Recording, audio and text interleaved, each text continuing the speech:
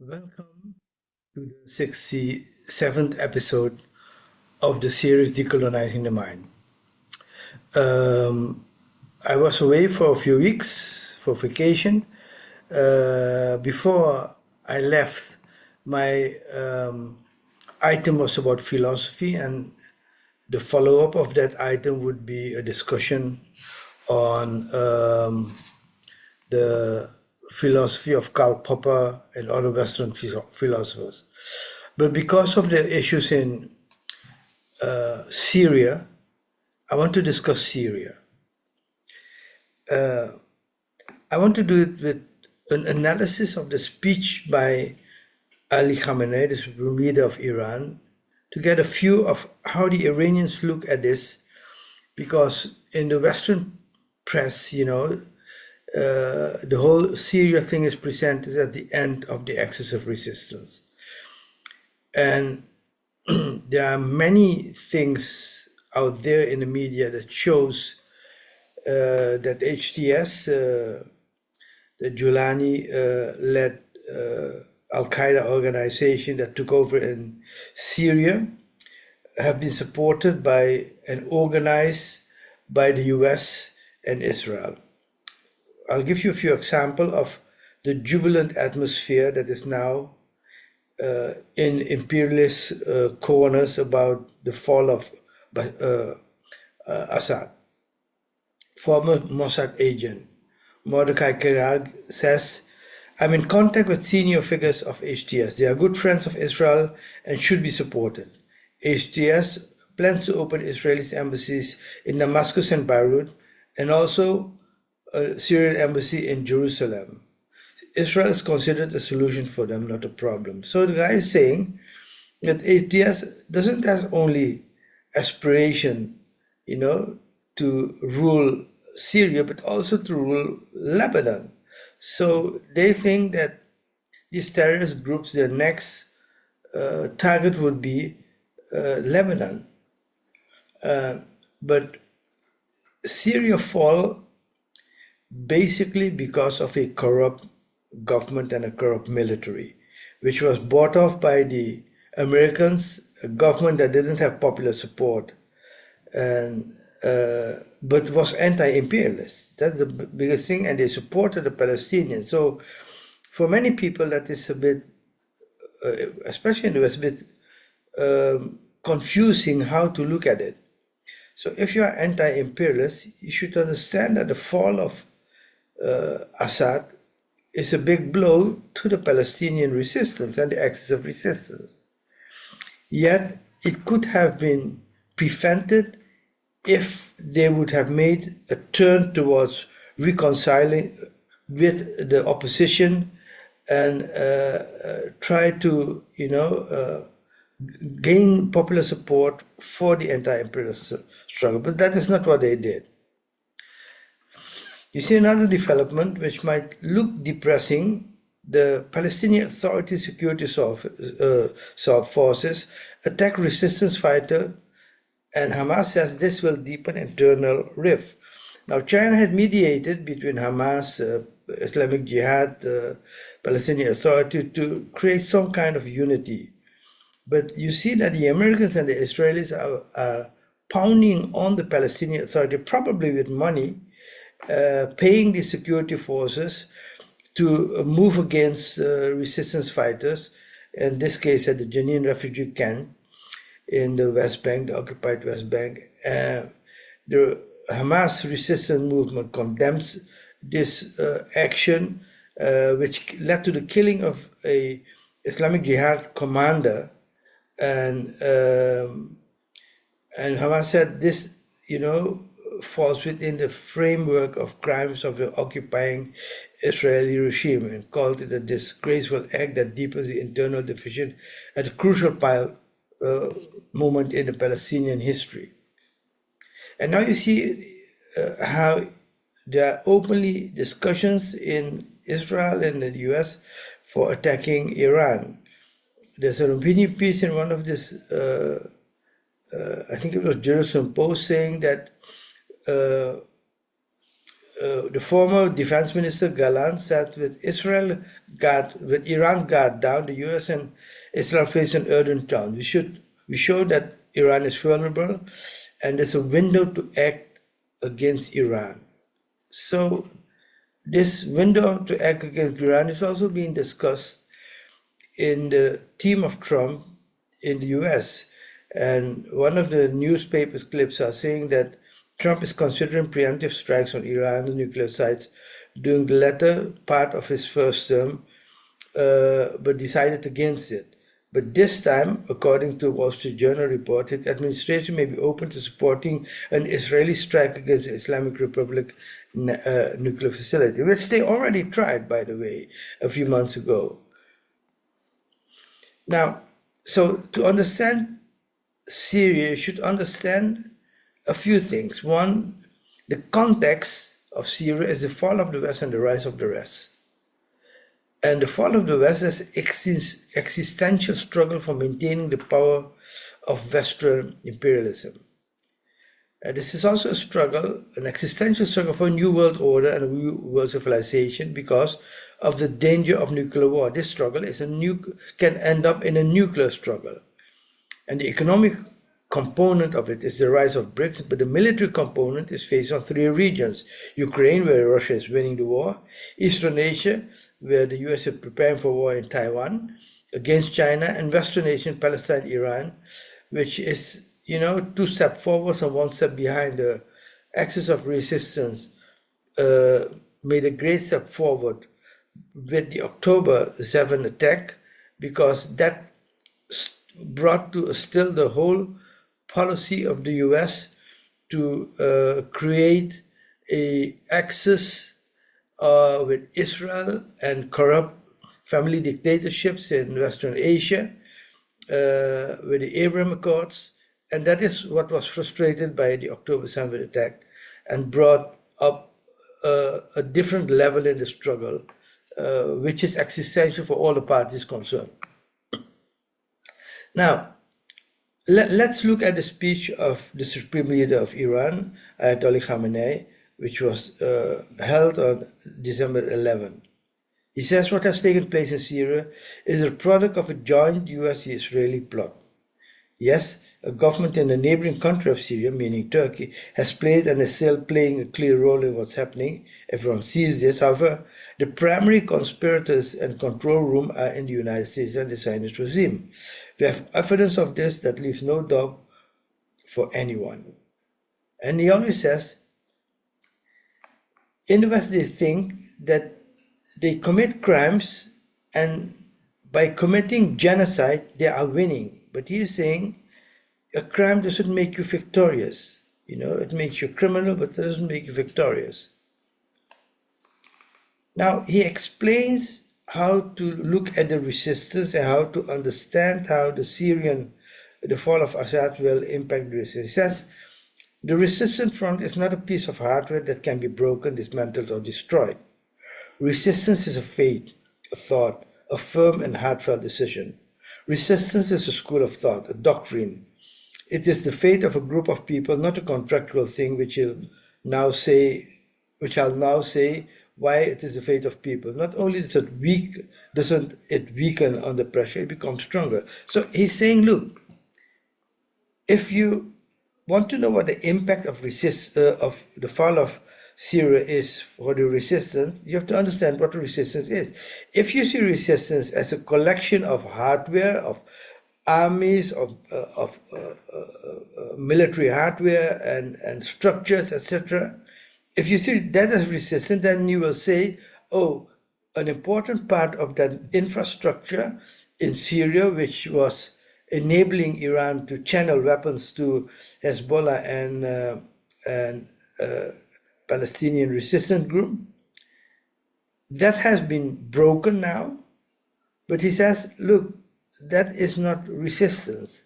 So if that piece of hardware has been broken, you will find other ways to deal with it. He says, take Hezbollah in Lebanon or Hamas in Gaza. They suffered immense pressures, immense blows. Was the suffering inflicted on Hezbollah a joke? Hezbollah lost a leader like Saeed Hassan Nasrallah. So he acknowledges that the blow that was received by Hezbollah through the killing of Saeed Hassan Nasrallah was a big blow. It was not a trivial matter. And he says, despite being a big blow, Hezbollah attacks, strength and powerful fists only grew stronger afterwards.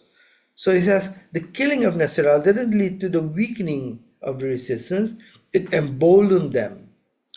And he says, even the enemy realized and acknowledged this. They thought that after delivering a blow, they could enter Lebanese territory, push Hezbollah back to a certain point, perhaps as far as the Litani River, but they couldn't advance. Hezbollah stood firm and with great strength forced them to request a ceasefire. That is what resistance is. So he says, resistance is a thought, and that thought is cultivated in the masses of the people who are resisting. So killing and destroying part of the infrastructure doesn't destroy the thought. That's important because anyone who studies the history of the struggle against colonialism will find the same thing. Take Vietnam. That war against the United States, I'm not even talking about the first war against France, which France lost disgracefully at Dien Bien Phu in 1954.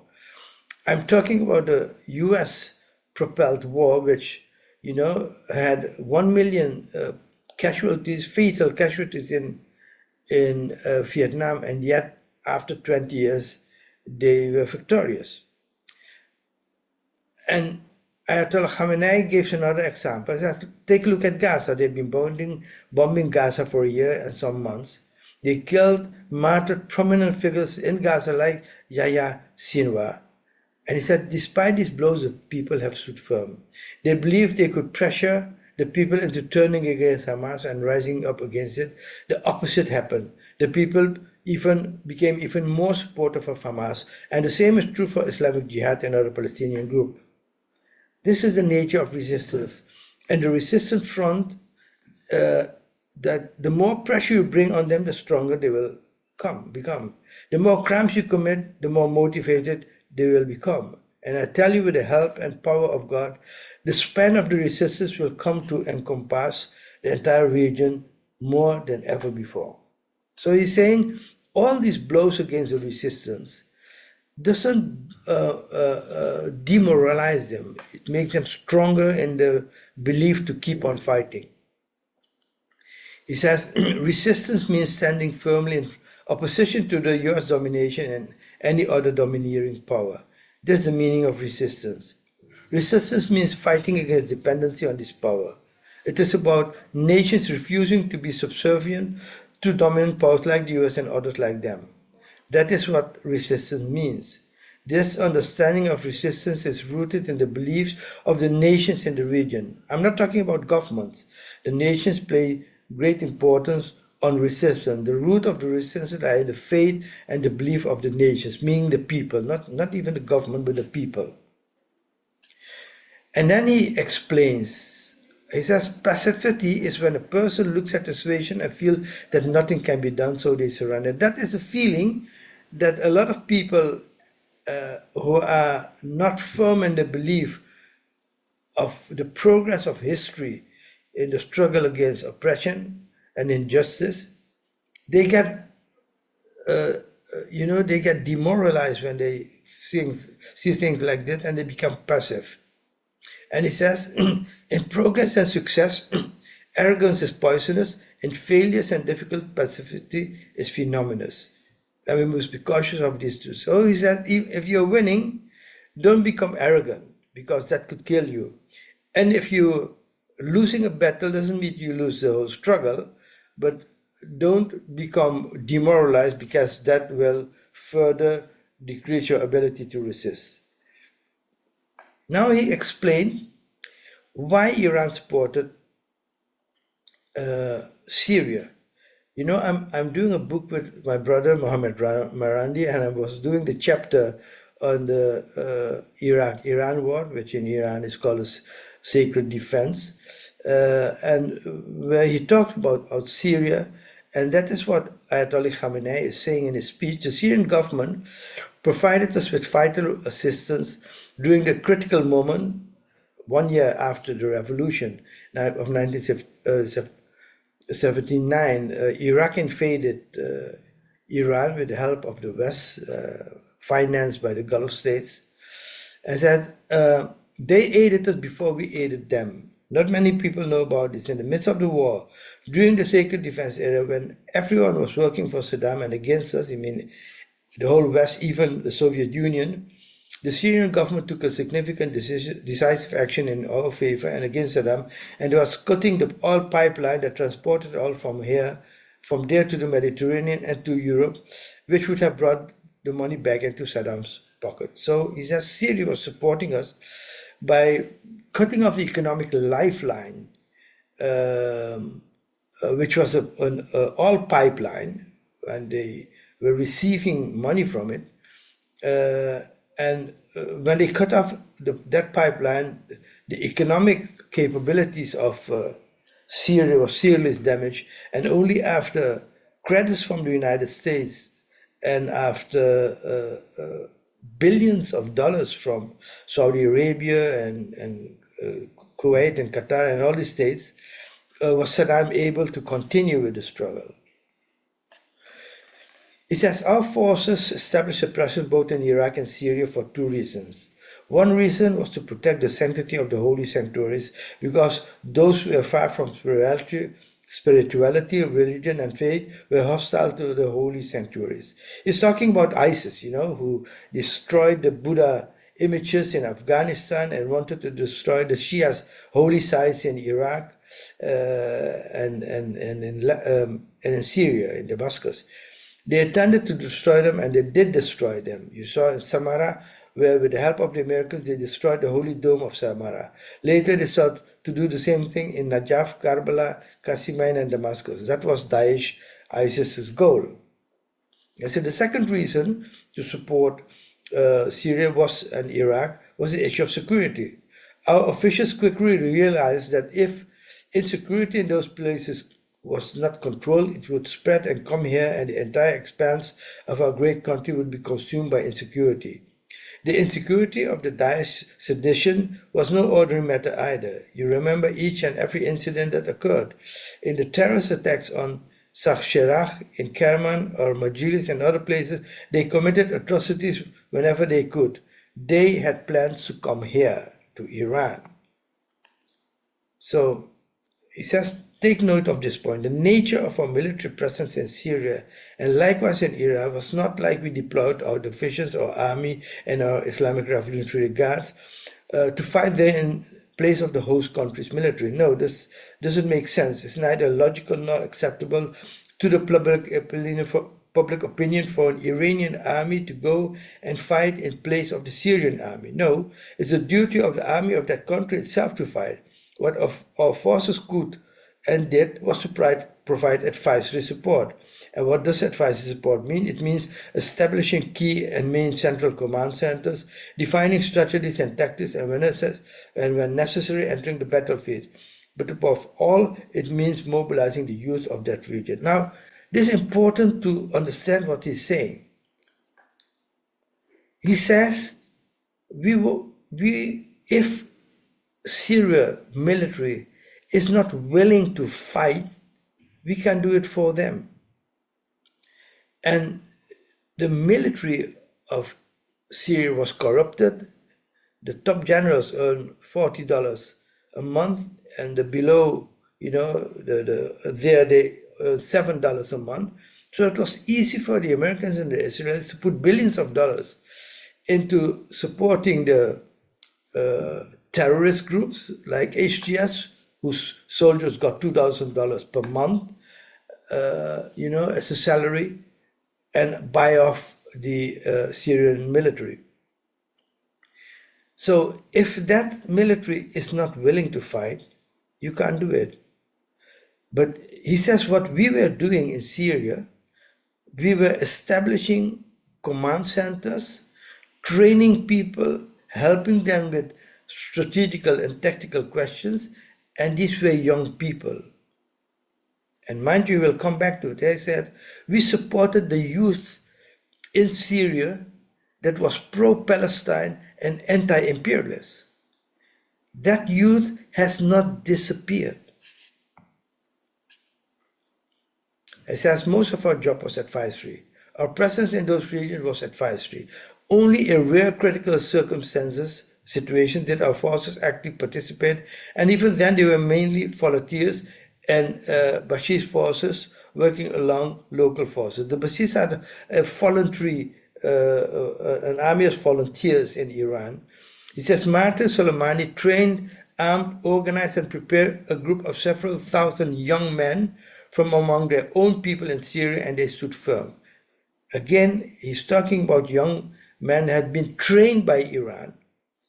And as Iran has trained Hezbollah in the occupation of Israel, of Lebanon, Hezbollah came out of the Israeli occupation. He says the occupation in Syria will be fought by young Syrians themselves, who have been trained by Iran. Later, of course, he says, some among them, some of their own military leaders, unfortunately, created issues, caused problems, and unfortunately abandoned something that was ultimately in their own best interest, meaning they were being corrupted and paid off by the Americans and the Zionists. And now he says, how did the Iranians react to the fall of Assad? He says, the Iranian nation honors and takes pride in its army and its Islamic Revolutionary Guard. High-ranking officials of our armed forces and military organizations write to me about the situation in Lebanon and Hezbollah, expressing their impatience and pleading for permission to go. Compare this to an army that can't withstand and instead flees, saying about the army of Assad. He says, many of our own youth, our Bashir's forces were impatient, eager, and insistent on going, and many of them did, without the permission, by the way, of Ayatollah Khamenei. He says, we didn't even agree with them. They repeatedly requested, asked questions, wrote to me, sent messages, and even pleaded for permission to go to Syria and confront the enemy. Naturally, it was not appropriate or advisable at that time. However, they found ways to go regardlessly, as many of you know. Some of the stories are well known, and some of them were martyred, while others praised God for returned service. So he's saying Iranians went on their own against the advice of the army and the Islamic Revolutionary Guard and Ayatollah Khamenei to fight in Syria.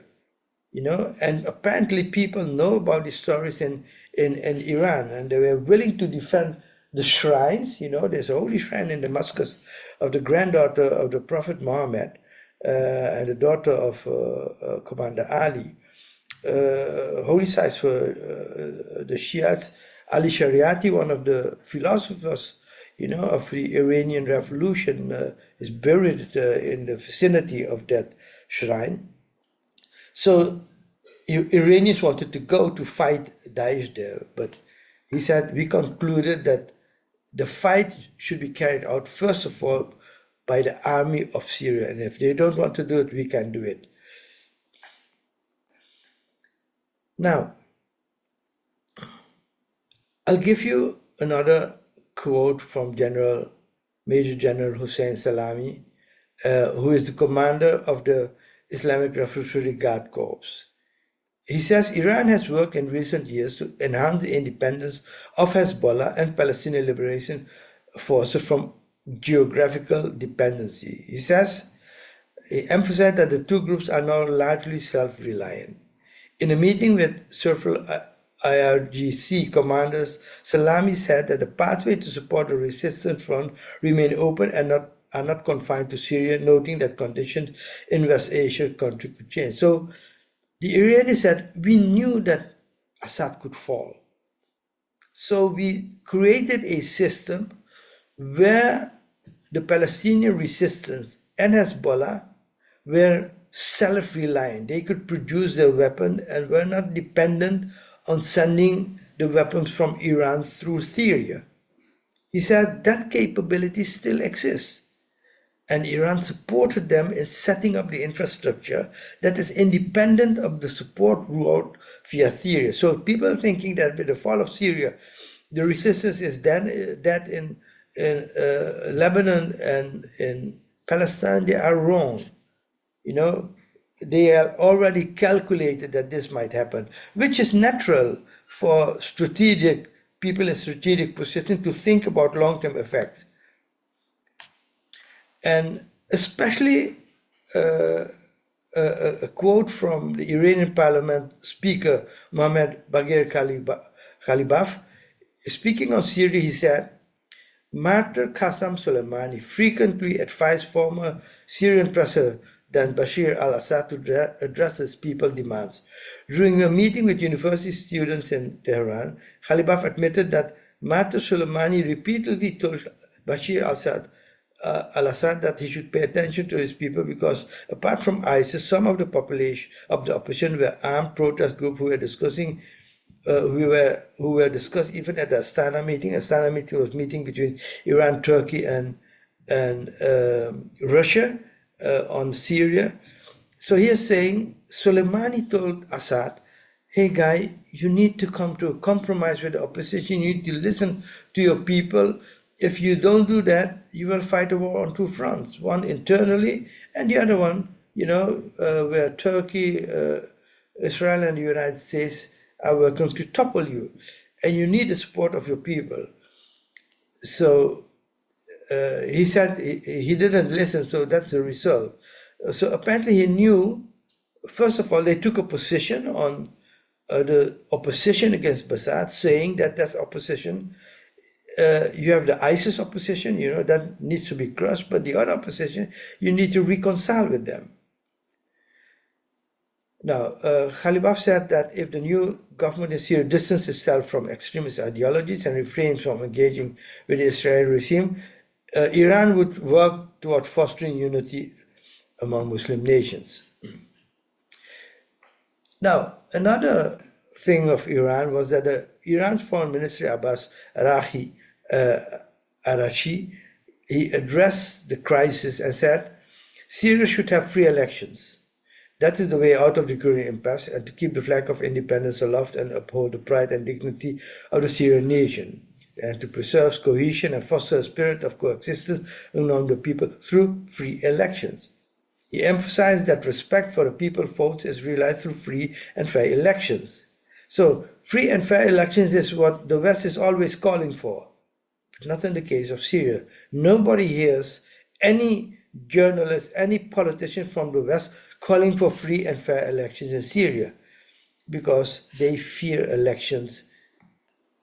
So I want to put something on the agenda for understanding what will happen in the future. And I say to all people following our podcast, don't despair. As Khamenei said, every setback emboldens the resistance. So they are not stupid people there. They see things coming, and they saw coming that Assad might fall and had already their scenario in place. And there were two elements of the scenario. One is make sure that the resistance in Lebanon and Palestine is self-reliant. So build an infrastructure and capacity to produce weapons on your own and to train your people on your own and develop your defense and offensive capabilities on your own. And they were supported by Iran in doing so, but at the end of the day, it depends on their capacity, which is a sound strategy. And the other thing is, they were saying, don't think that Syria has been lost. It's just for now. But there will be a new resistance movement in Syria, an anti-imperialist resistance movement that will be built by the youth, like the youth in 1982 in Lebanon built Hezbollah. In a similar way, you will see a building of a new anti-imperialist resistance movement in Syria by young people, supported by Iran. So this is a continuing story, and we are not at the end of it. Thank you for your attention. If you want to know something more about what we are doing, go to the website of DIN, din.today, to see information about the summer school on reparation that we are organizing in July next year. If you want to read more about the analysis of decolonizing mind, look up chapter 13 on a new world civilization to understand what I'm talking about. So if you want to support this DTM channel, subscribe to it, share it with friends, families, and colleagues, and encourage them to subscribe, get involved in discussion groups, and if you want to make a donation, go at sundoyhere.com to see how you can do that. Thank you for your attention.